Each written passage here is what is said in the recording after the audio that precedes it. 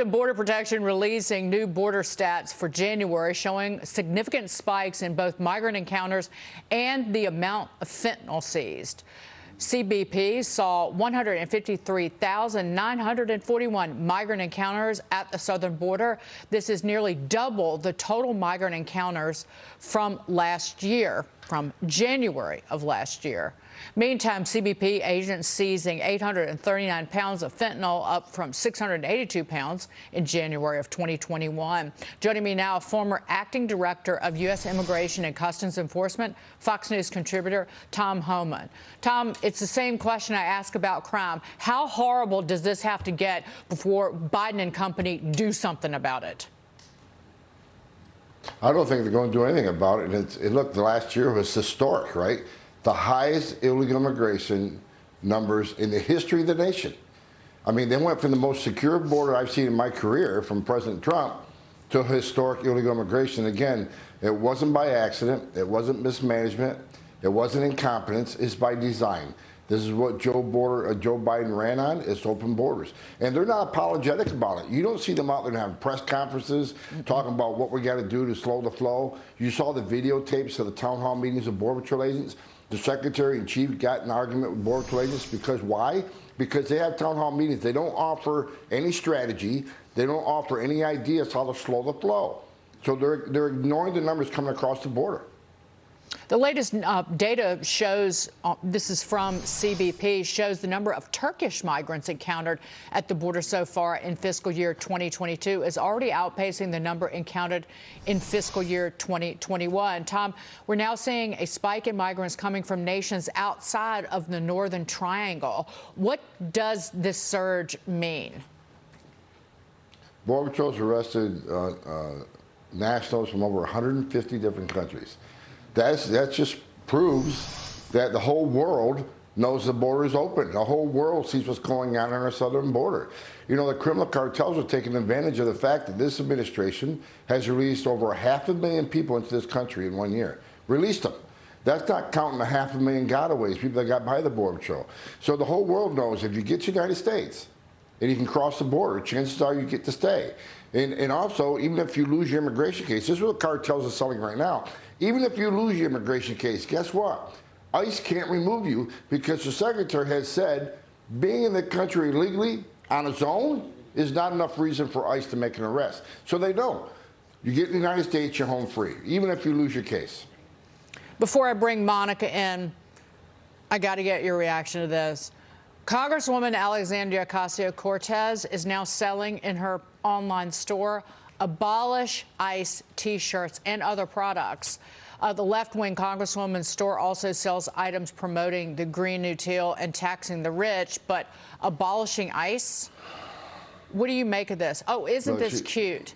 It's ICE. It's an ice machine. No, it's not an ice machine. Immigration and Customs Enforcement enforces the laws of this country, what this woman doesn't believe in. Well, she once again proves she's the least smart congresswoman in history of the United States Congress.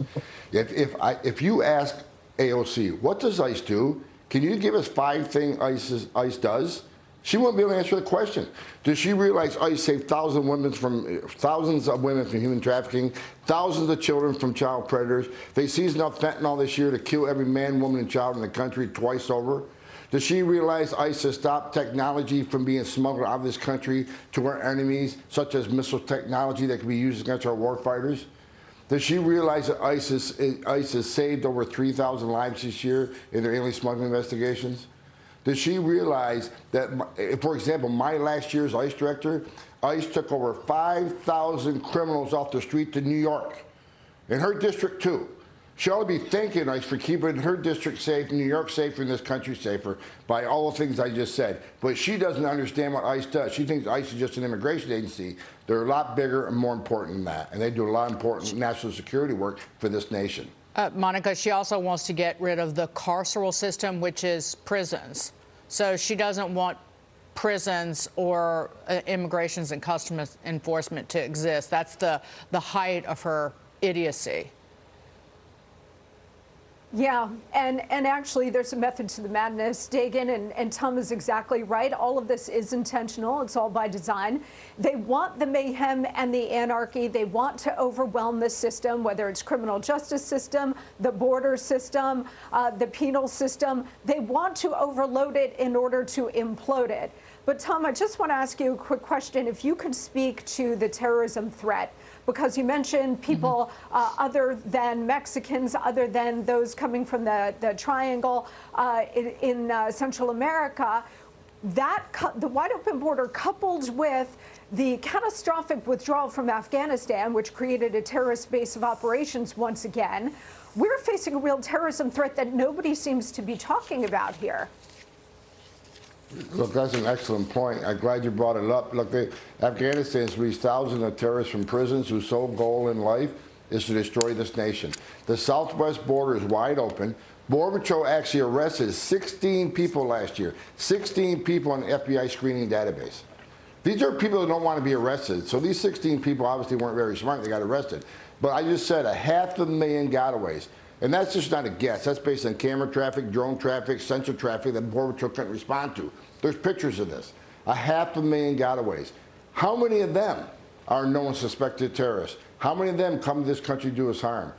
That is the most important thing about this crisis that people need to understand. It's just not an immigration crisis. It's just not a humanitarian crisis. It's a public safety crisis because of criminals. It's a public health crisis because of COVID. And it's certainly a national security crisis, and we should be very concerned about this. But this administration, again, has turned their back on law enforcement on the border. There's no system of consequence. There's no system of deterrence on our southern border.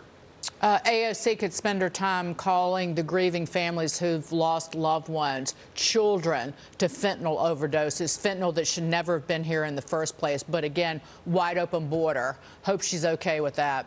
Thank you so much, Tom Homan. Good to see you, sir. We'll be right back.